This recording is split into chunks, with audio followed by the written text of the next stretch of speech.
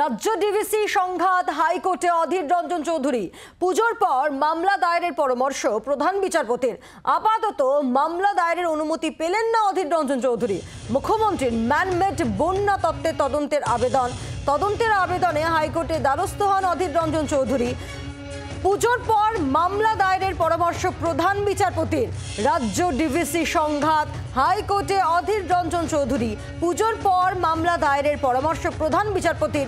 আপাতত মামলা দায়েরের অনুমতি পেলেন না অধীর রঞ্জন চৌধুরী। আপনাদের মনে থাকবে এর আগে বন্যা পরিস্থিতি বা বন্যা কবলিত এলাকাগুলি পরিদর্শনে যান মুখ্যমন্ত্রী মমতা বন্দ্যোপাধ্যায় এবং সেখানে গিয়ে মমতা বন্দ্যোপাধ্যায় তিনি ডিভিসির বিরুদ্ধে ক্ষোভ উগরে দেন এবং তিনি বলেন যে ম্যান মেড বন্যা, মুখ্যমন্ত্রীর এই ম্যান মেড বন্যা তত্ত্বের তদন্তের আবেদন হাইকোর্টে দ্বারস্থ অধীর রঞ্জন চৌধুরী।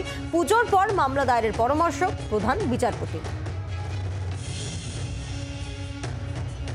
রাজ্য ডিভিসি সংঘাত হাইকোর্টে অধীর রঞ্জন চৌধুরী পুজোর পর মামলা দায়েরের পরামর্শ প্রধান বিচারপতির।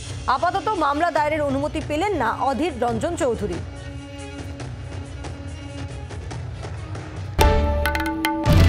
বাংলার আওয়াজ, বাঙালির আবেগ, জি 24 ঘন্টা।